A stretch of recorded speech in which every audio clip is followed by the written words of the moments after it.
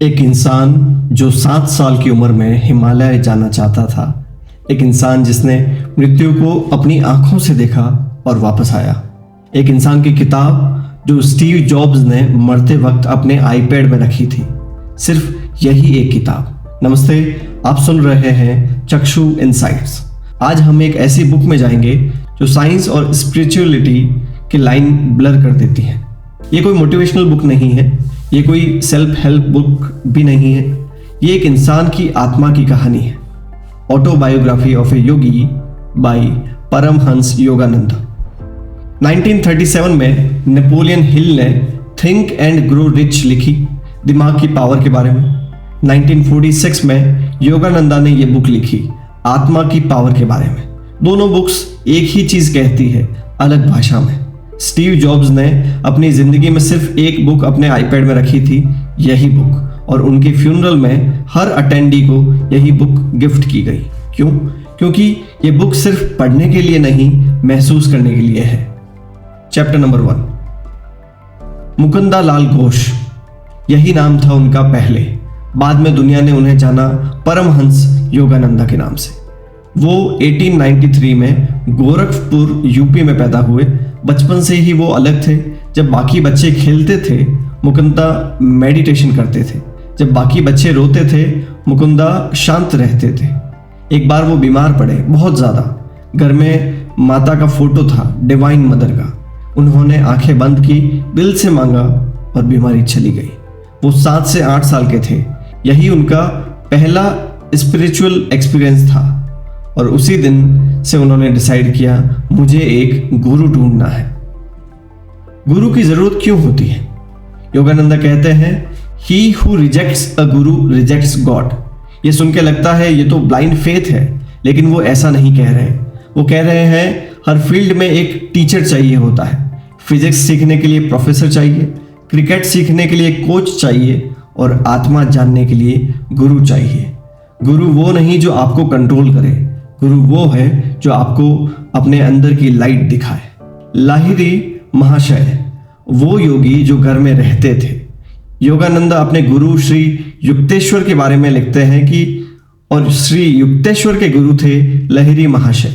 लाहिरी महाशय एक government clerk थे वाराणसी में। नॉर्मल घर, नॉर्मल फैमिली, नॉर्मल जॉब, लेकिन उनकी आंखें देख के लोग समझ जाते थे कि ये इंसान अलग है।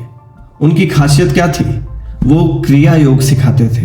क्रिया योगा कोई भी सीख सकता था, हिंदू, मुस्लिम, क्रिश्चियन, कोई भी।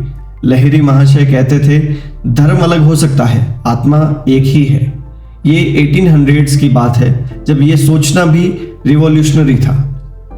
बाबा जी द डेथलेस योगी, ये बुक का सबसे मिस्टीरियस चैप्टर है। योगानंदा लिखते हैं कि एक योगी के बारे में जो है महावतार बाबा जी। कहते हैं ये योगी हजारों सालों से हिमालयाज में है। ना बुढ़ापे का असर, ना मौत का डर। बहुत लोग सोचते हैं ये सिर्फ कहानी है, लेकिन योगानंदा कहते हैं मैं सिर्फ वो लिख रहा हूं जो मैंने सुना और देखा। इसका स्पिरिचुअल मीनिंग क्या है? बाबा जी रिप्रेजेंट करते हैं प्योर कॉन्शियसनेस, वो आइडिया जो कभी मरता नहीं, वो ट्रुथ जो हर युग में जिंदा रहता है। चाहे आप लिटरली मानो या सिंबॉलिकली, संदेश एक ही है, कुछ चीजें टाइम से परे हैं। योगानंदा का पहला मिरेकल। एक बार यंग मुकुंदा ट्रेन में थे वृंदावन जाने के लिए। उनके पास टिकट के पैसे नहीं थे। उनके दोस्त ने कहा वापस चलो। मुकुंदा ने कहा नहीं, ईश्वर ले जाएगा। स्टेशन पे एक स्ट्रेंजर आया, बिल्कुल अनजान।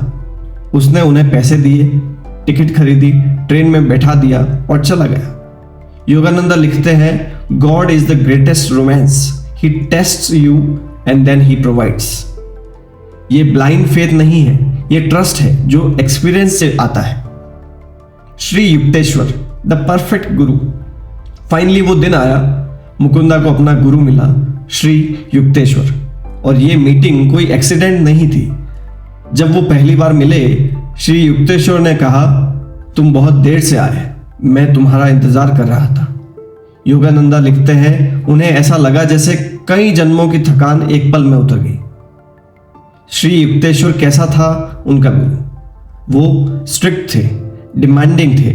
वो प्रेज नहीं करते थे इजीली, वो सच बोलते थे, चाहे सुनना अच्छा लगे या नहीं। और यही उनकी ग्रेटनेस थी। योगानंदा कहते हैं a true Guru never flutters, he transforms. आपके लिए लेसन क्या है इसमें? जिंदगी में ऐसा एक इंसान ढूंढो जो आपको सच बताए, सिर्फ अच्छा फील करवाने के लिए नहीं, वो आपका सबसे बड़ा एसेट है। Kriya yoga, the science of breath and soul, ये बुक का कोर टीचिंग है। क्रिया योगा क्या है? योगानंद कहते हैं Kriya yoga is an instrument through which human evolution can be hastened. Simply normal इंसान की एवोल्यूशन कॉन्शियसनेस बढ़ने में हजारों साल लगती है, क्रिया योगा से वो प्रोसेस एक्सेलरेट होती है। साइंस का क्या एंगल है इसमें? क्रिया योगा एक स्पेसिफिक ब्रीदिंग टेक्निक है। जब आप इसको करते हो तो ब्लड से कार्बन डाइऑक्साइड रैपिडली रिमूव होता है और ब्रेन को प्योर ऑक्सीजन मिलती है। Deep states of consciousness naturally आती है। यही मैजिक नहीं, बायोलॉजी है। लहिरी महाशय कहते थे अ फ्यू सेकेंड्स ऑफ क्रिया equals years of natural spiritual unfoldment. तो पार्ट 1 में हमने देखा एक बच्चे का सपना, एक गुरु की तलाश, क्रिया योगा का राज। लेकिन असली कहानी अभी शुरू हुई है, क्योंकि पार्ट 2 में योगानंदा अमेरिका कैसे गए और क्यों वो चीज़ को उन्होंने वेस्ट को दी जो ईस्ट ने भुला दी थी। मौत के बाद क्या होता है, योगानंदा की माँ की कहानी, श्री युक्तेश्वर की मृत्यु के बाद वापसी, एक ऐसा एक्सपीरियंस जो साइंस एक्सप्लेन नहीं कर सकती, और वो आखिरी संदेश जो योगानंदा ने दुनिया को दिया,